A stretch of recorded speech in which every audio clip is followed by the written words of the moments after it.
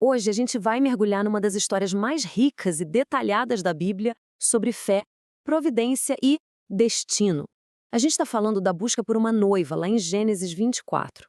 E tudo começa com uma questão que é, ao mesmo tempo, divina e super-humana, né? Como é que uma promessa sobrevive por gerações? Abraão já está bem velho e o futuro de toda a sua linhagem, da promessa de Deus, depende de uma única e importantíssima decisão. Para resolver isso, Abraão define uma missão. E olha, era uma missão de altíssimo risco. Uma verdadeira jornada para garantir não só o futuro da família, mas a própria continuidade da promessa de Deus. O texto já começa nos mostrando um contraste bem interessante, um paradoxo, né? Por um lado, Abraão era um homem abençoado em tudo, mas por outro, ele tinha um inimigo implacável, o tempo. O relógio estava correndo. E é aqui que a gente vê a tensão central da história. De um lado, essa bênção divina, a promessa de uma descendência imensa. Do outro, bom, a fragilidade de um homem idoso correndo contra o tempo para ter certeza de que essa promessa vai continuar através do seu filho Isaque. Então, para essa missão que era absolutamente vital, Abraão chama seu servo de maior confiança, que muitos acreditam ser Eliezer. E ele não só pede, ele faz o servo prestar um juramento solene, um pacto sagrado, com regras bem claras, que mostram o tamanho e a maturidade da fé de Abraão. Só que o servo não vai contando só com a sorte, não. Ele é esperto. Ele cria um método, um plano super engenhoso que é, ao mesmo tempo, uma estratégia prática e uma oração profunda. Ele une a ação humana com expectativa na providência divina. Chegando no poço, que era tipo o ponto de encontro da época, o centro social, o servo não pede um sinal mágico, tipo um raio caindo do céu. Não, ele elabora um teste de caráter. A ideia era que a esposa ideal se revelasse por meio de uma atitude de bondade extraordinária, de generosidade. E o que a gente vê aqui é incrível, sabe?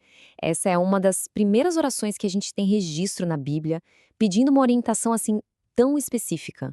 É uma demonstração pura de dependência, de confiança total na direção de Deus. Mas o ponto-chave aqui é a escala do que ele pediu.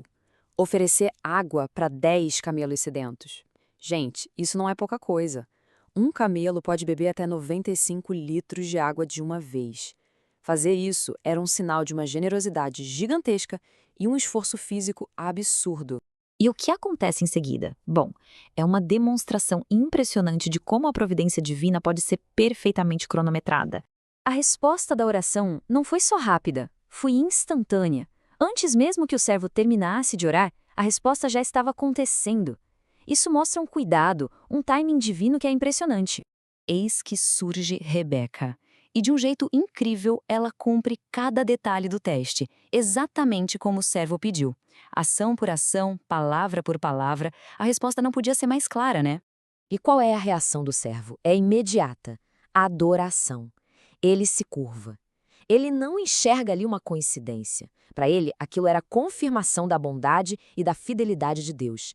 Uma resposta direta à oração que ele tinha acabado de fazer. Ok, agora o foco da história muda um pouco. A intervenção divina preparou o terreno, mas a próxima parte depende de uma decisão humana. A providência abriu a porta, mas alguém ia precisar ter coragem para atravessar. Com muita sabedoria, o servo vai até a família de Rebeca e conta toda a história, desde o início. Ele faz questão de enfatizar como a direção de Deus foi clara em cada passo do caminho. E diante de um relato tão claro, a família de Rebeca, incluindo seu irmão Labão, não tem o que questionar. Eles reconhecem a mão de Deus em tudo aquilo e basicamente dizem: olha, isso vem do Senhor. A gente não pode dizer nem que sim, nem que não. Mas aí surge um último obstáculo, um detalhe cultural. A família pede uns dias, deixa ela ficar com a gente mais uns 10 dias, um costume bem comum para despedidas. Mas o servo, focado na missão, insiste que precisa ir logo. E aí acontece uma coisa notável, especialmente para uma mulher naquela cultura. A decisão final é colocada nas mãos de Rebeca. A família pergunta diretamente para ela: você quer ir com este homem? E a resposta dela: sim, quero. É simples, direta, mas carrega o peso de uma fé e de uma coragem enormes. É um passo em direção ao desconhecido, um ato de fé que lembra muito a jornada que o próprio Abraão fez tantos anos antes. Então, Tá claro que essa história é muito mais do que só um antigo arranjo de casamento, certo? Mas qual é o significado dela pra gente hoje? Vamos pensar um pouco nas lições que ela nos deixa. Do ponto de vista teológico, a história é cheia de simbolismos. Muitos veem conexões que apontam lá para o Novo Testamento.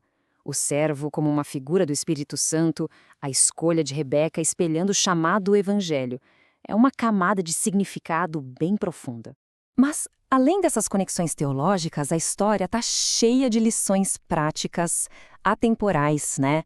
Ela fala sobre confiar na direção de Deus nos detalhes, sobre como o caráter, a generosidade, a proatividade é super valorizado.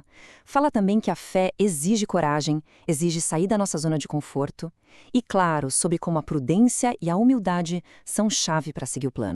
No fim das contas, Gênesis 24 é como um pequeno retrato de uma verdade muito maior, que ecoa por toda a Bíblia. A ideia de um Deus que trabalha em todas as coisas, para o bem daqueles que o amam, orquestrando os detalhes das nossas vidas. E essa história toda nos deixa com uma pergunta para refletir.